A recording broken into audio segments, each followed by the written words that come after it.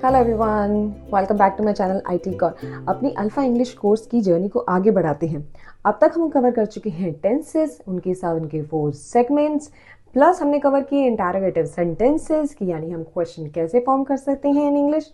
हमने डिस्टिंग्विश पहचाना कि कौन सी सेंटेंसेस या कौन सी इंटरोगेटिव सेंटेंसेस हेल्पिंग वर्ब से स्टार्ट होंगे या WH फैमिली से। WH फैमिली भी हमने ऑलमोस्ट सारी कवर कर ली है। अब हमारे कॉन्सेप्ट में एक और नया चैप्टर ऐड होने वाला है और वो है ऑक्सिलरी वर्ब्स। बट उससे पहले एक रिक्वेस्ट कि जो भी मेरे चैनल पर आज ही आए हैं वो प्लीज़ मेरे चैनल को सब्सक्राइब कर लें और प्लेलिस्ट को एक्सेस कर लें। इंग्लिश के जितने भी कॉन्सेप्ट हैं वो एक दूसरे पे रिलाई करती हैं। मैं नहीं चाहती कि आपका एक भी कॉन्सेप्ट मिस हो जाए। So please stay with us. अपनी ऑक्सिलरी वर्ब स्टार्ट करने से पहले व्हाट का एक यूनिक यूज बताती हूँ आपको। व्हाट हमने इस सेंस में यूज किया है, यानी क्या। अब तक हम समझ रहे थे कि व्हाट का यूज सिर्फ क्या में होता है, लेकिन अगर मैं बताऊं कि इसका यूज कितना में भी हो सकता है। अपनी लास्ट क्लास में मैंने कवर किया था कि हाउ मच और हाउ मेनी में क्या डिफरेंस है। लेकिन अगर आप फिर भी कंफ्यूज है कि इसको हाउ मेनी से स्टार्ट करें या हाउ मच से, तब ये वर्ड आपका लाइफ सेवर हो सकता है। एक एग्जाम्पल देख लेते हैं। उसने कितनी कीमत मांगी। आप डायरेक्टली ये भी कह सकते हैं that how much money did he ask.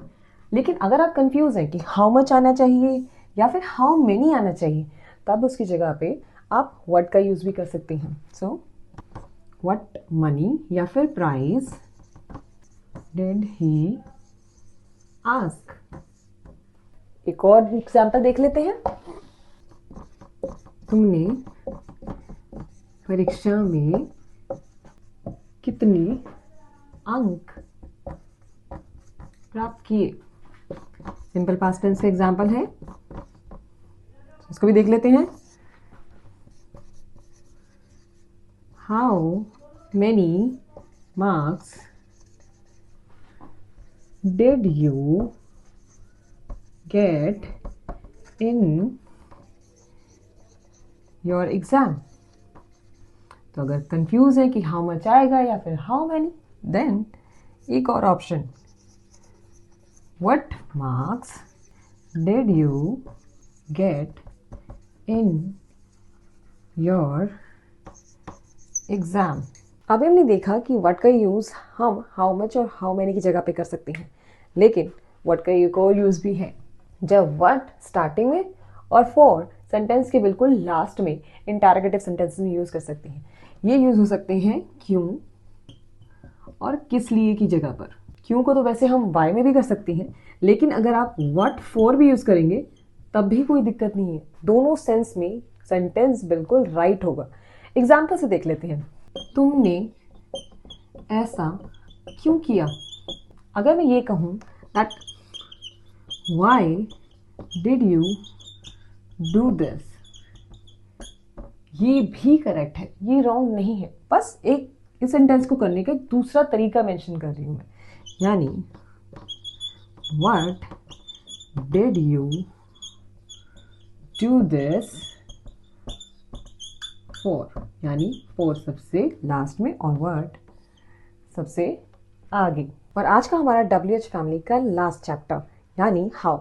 But how तो हम कर चुके हैं, लेकिन हाउ ऑफन और हाउ लॉन्ग नहीं किया। हाउ का यूज तो आप जानते हैं, हाउ का मतलब कैसे होता है, लेकिन जब हाउ के साथ हम ऑफन ऐड कर देते हैं तो इसका मीनिंग होता है कितनी बार। और जब आप हाउ के साथ लॉन्ग ऐड कर देते हैं तो कितनी देर। एक सेंटेंस इसको समझते हैं। तुम यहाँ एक दिन में कितनी बार आते हो। ता है, ते है, तो कौन सा है ये? सिंपल प्रेजेंट टेंस का एग्जाम्पल, यानी डू डस, यही यूज होगा। तुम यूज किया है तो यू के साथ डू। तो हाउ ऑफन, क्योंकि कितनी बार यूज किया है हमने, how often do you come here in a day. लेकिन अगर मैं हाउ मेनी यूज कर लूँ तो हाउ मेनी टाइम्स, यानी कितनी बार do you come here in a day.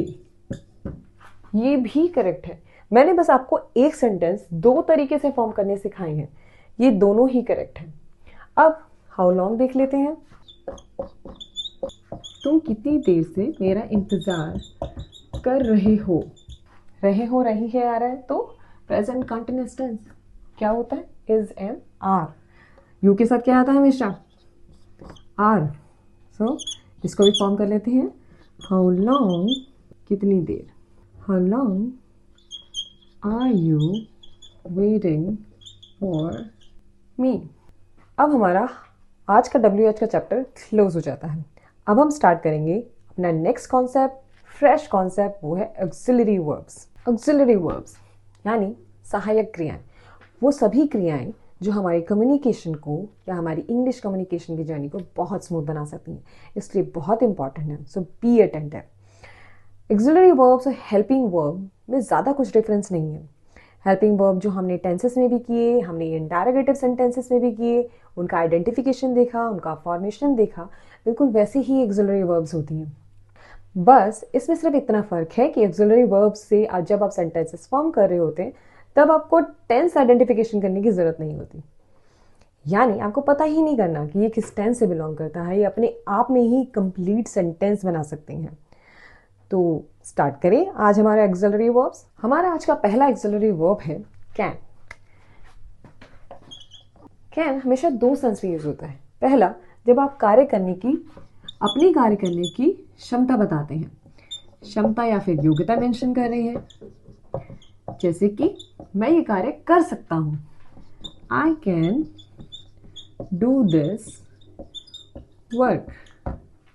या फिर आप किसी को परमिशन दे रहे हैं या किसी से परमिशन ले रहे हैं, जैसे कि क्या मैं आपकी मदद कर सकता हूं, कैन आई हेल्प यू। अब इसका आइडेंटिफिकेशन देख लेते हैं। कैन के आइडेंटिफिकेशन में हमेशा सेंटेंसेस के एंड में सकता हूं, सकते हैं या फिर सकती हैं आता है। अब इसको सिंपल प्रेजेंट टेंस से कंफ्यूज मत कीजिएगा कि एंड में ता है, ती है, आया है, तो ये सिंपल प्रेजेंट टेंस से बिलोंग करता है। सिंपल प्रेजेंट टेंस के जो सेंटेंसेस होते हैं वो होता है मैं जाता हूँ, लेकिन मैं अगर कहूँ मैं जा सकता हूँ, यानी कि इसके आइडेंटिफिकेशन में आपको ती है, ते है या ता है नहीं देखना, कंप्लीट वर्ड देखना है। सकता है, सकती हूँ। अब इस सेंटेंस को देखिए, मैं जाता हूँ, आई गो, मैं जा सकता हूँ, आई कैन गो। तो सिंपल प्रेजेंट टेंस और कैन को कंफ्यूज मत कीजिएगा आपस में। अब एक बहुत इंपॉर्टेंट नोट, कैन के साथ ऑलवेज और ऑलवेज वर्ब की फर्स्ट फॉर्म यूज होती है, वर्ब की सेकंड या थर्ड फॉर्म कैन के साथ यूज मत कीजिएगा, ये वरना आपका सेंटेंस कंप्लीट रॉन्ग होगा। इसके जो सेंटेंसेस है वो हम अपनी नेक्स्ट क्लास में कवर करेंगे। आई होप WH फैमिली से रिलेटेड जो भी हमने आज करवाया उससे रिलेटेड आपको कोई डाउट नहीं होंगे। फिर भी कुछ डाउट्स हैं so please mention in the comment, I circle back and try to answer all those questions. आज क्लास यहीं रैप अप करते हैं, so see you in the next one. Don't forget to like, share and subscribe. Bye bye.